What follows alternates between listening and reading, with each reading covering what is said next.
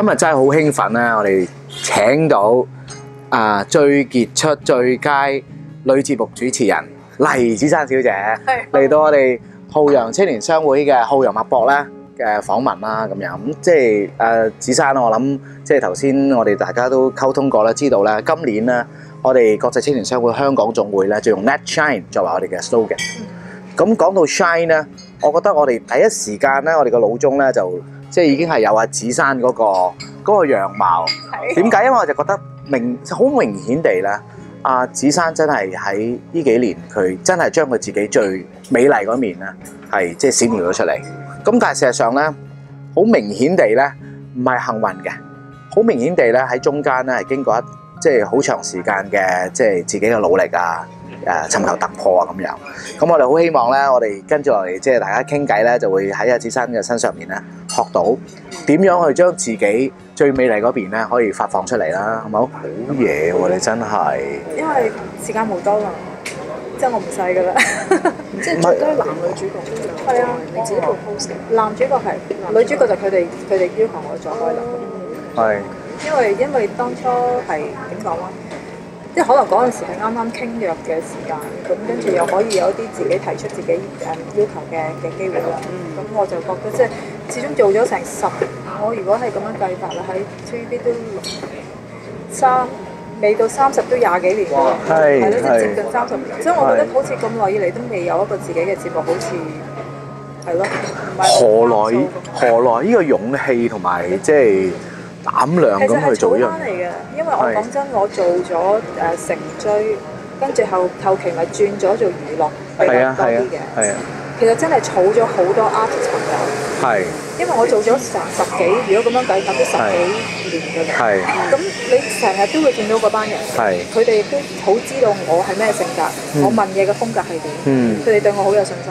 係。即係我唔係嗰啲即係咄咄逼人啊，即係或者即係強人所難，即係問埋曬一啲即係大家都唔知點答嘅問題。係。咁佢哋覺得舒服嘅，每一次傾偈都。咁所以好多人都會幫手咯。即係同埋可能。我上次揾男主角嗰班，其實講真，佢哋全部都係我個差唔多年代嘅，即係如果大家留意到，即係好似大家一齊成長啊，即係佢哋會覺得想幫你，即係有啲情意結喺度嘅，即係會覺得呢個女仔做咗咁耐，即係都好似仲係有一啲自己嘅嘢，即係佢哋會好樂意去幫。即係我個感覺就係咁樣。好想氹你添啦，我仲覺得。唔係氹我，好想幫我。唔係真係，我覺得咧，我唔知道啦。阿華仔嗰輯咧，佢真係有心思㗎，真係，真係好難嘅。佢話佢着翻嗰件，第一次。呢啲咪儲翻嚟咯。即係你要諗下一個人，佢咁忙，即係佢能夠做到呢樣嘢，對於佢嚟講係難嘅。其實係，我都冇感激佢嘅。係啊，咁我咪就係呢種就係真係佢哋好錫你啦。係啊，所以真係好多謝佢哋。係，即係每一個都好好。咁同埋即係其實嗱，我知啦，即係其實嗰段時間咧，咁我唔講邊一個啦，即係多多少少係有一啲節目想整出嚟咧，係同啲藝人傾，而係從中去挖佢啲嘢嘅，即係嗰段時間有啲咁嘅風氣嘅。當時你 propose 嘅節目時候，其實公司會唔會都有個 mission 俾你要做啲咁嘅嘢咧？其實講真啦，你一個節目，佢哋點樣都想話有啲爆炸性啲嘅話，點樣都要嘅，係真係要嘅，因為你觀眾你都會睇人同埋睇 topic 去揀，你會唔會睇嗰集㗎嘛？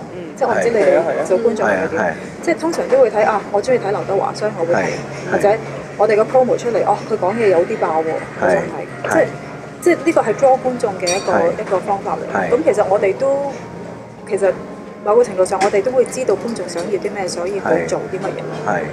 咁但係我個節目嘅形式唔同，就係因為可能我同佢哋朋友啲，friend 啲，我又唔係一啲即係好似我知你講緊其他嘅節目嘅意思。係啊，即係佢哋就真係好點講啊？跳出咗一個朋友嘅關係，已經係我真係要去約你去講而家呢一個禮拜發生緊嘅事，一個大嘅話題咁。即係風格唔同咯。所以朋友啲，我又覺得朋友啲有咁嘅好處。可能佢哋會好自然都會講到一啲我想知嘅嘢，或者觀眾想知嘅嘢，即係未必一定要好好針鋒相對，或者要好句句追住咁樣先至可以問到嘢咯。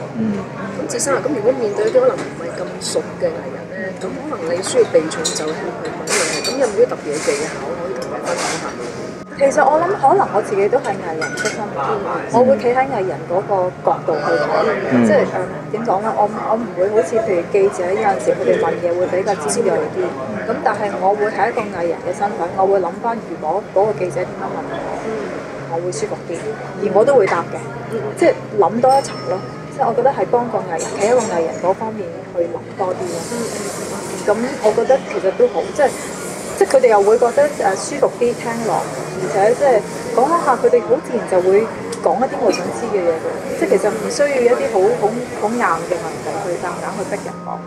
OK， 即係對每位嘉賓啦訪問之前會有啲準備嘅功夫。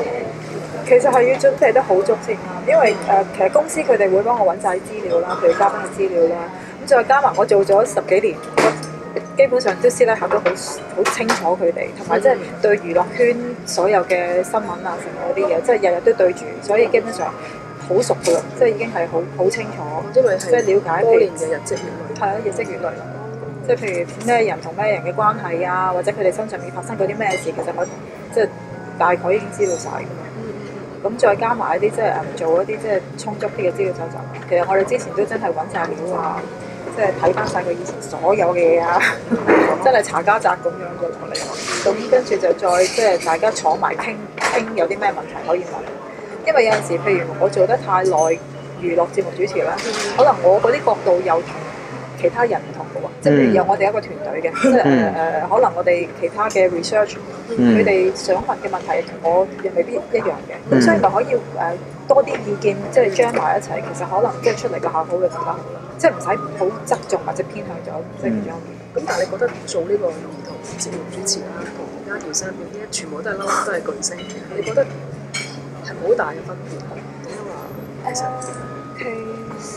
因為其實講真，咁又唔同嘅，因為兒童節目就真係俾小朋友睇嘅，但係唔係太耐以前嘅，都得幾十年前嘅事。基本上，譬如如果講話接觸巨星啊，或者接觸即係娛樂圈人。其實都做咗成10幾年，其實對我嚟講，我覺得冇乜分別嘅。其實同佢哋做嘅訪問，我都做過無數咁多次，只不過今次點解會有 noise 係因為我將佢哋湊埋一齊啫嘛，即係將咁多個嘅巨星擺埋一齊，咁所以件事咪好似好有 noise。其實佢哋分開，我已經做過好多次。咁但係你有冇嗰啲係特別尷尬或者特別令到好有滿足感嘅訪問可以分享下？滿足感其實都係男主角咯，因為有陣時有啲譬如做完出嚟，大家都會覺得好，同埋有啲佢哋會覺得係點講咧？係我先至聞到喎。如果同佢唔夠熟，或者你同佢有隔膜嘅話咧，或者佢同你有隔膜嘅啦，咁你出嚟就完全唔係嗰回事。但係即係嗰次嗰個訪問俾好多人都見到。我哋係朋友咁傾偈，即係好多嘢可能真係好朋友地，佢哋會自然就會講咗出嚟。有時講得太多，我哋要剪走嘅，即係佢哋即係冇保留咁樣講好多嘢。咁但係後尾諗翻，唔得喎！如果呢個出咗街，咁後尾我哋有啲真係有啲係剪走咗嘅。咁呢個就係我嘅滿足感啦。即係我覺得我咁多年儲翻嚟嘅嘢，即係可以用到出嚟，而大家又睇到，即係呢個就係最大滿足感。咁我又想問下子珊咧，嗱，譬如話即係我覺得。唱歌、主持同埋司儀，好似都係揾把口，但係真係唔同技巧嘅喎。咁譬如話，你本身你由一個歌手變成一個主持，個過渡其實你有冇 train 過，或者係中間有冇自己揣摩過？其實就真係冇乜點 train 嘅啦，講真，真係你一路落到場就係啦。時間可以即係你不停咁開頭做，梗係好生硬啦。咁但係即係講真，如果做咗咁多年。已經習慣咗，咁即係譬如做兒童節目開始㗎嘛，我係即係基本上日日都要拍嘅，咁所以你日日咁樣 train 你一定會有，即係一定會有進步，所以我覺得係。不過就好似嗱，如果頭先你講兒童節目啦，子珊，我發覺好似喺咁樣跳出嚟做到司儀嘅咧，唔係真係好多個啫喎。唔係跳咗出去做天王巨星，佢哋即係唔係咁另外一樣嘢啦，另外一樣嘢啦，但係。做司儀真係諗下都好似數得出喎。你話一樣嘢嚟講，我又覺得即係淨係好似你跑得出嘅，係即係可能我同我性格一樣咯。我頭先係講話我係一個冇乜野心嘅人，所以我好安於現狀，我做緊嘅嘢。咁我咪一路會長年累月咁做緊呢一樣嘢咯。咁但係原來你好長時間去做同一件事咧，你點樣都攞到啲嘢。係，即係我覺得係累積翻嚟嘅。咁可能有好多人都覺得，唉，一路都仲係做緊咁樣，我走啦，我唔做，我做即係或者我嘗試下其他嘅職業啦，成日但係只不過係我夠能力嘅，我覺得即係同我性格有關。有乜嘢令到你有呢種能力？性格有關啦。性格有關。即係我覺得好似點講咧？我好中意，即係如果一個工作環境我覺得好舒服，我班同事好 OK， 即係咁我就好安於現狀啦。即係我以前嘅我就係咁樣，即係我就會覺得啊，我都 OK 喎，咁收入又 OK 啦，穩定啦，咁我就好繼續做咯，係咁咯。咁嗱，即係最佳即係女主持，呢個后冠已經喺阿芷珊嘅頭頂啦。下一步你自己有乜嘢嘅計劃？即係將來。其實嚟緊都係希望首先站穩啦，即係要做好自己，繼續站穩。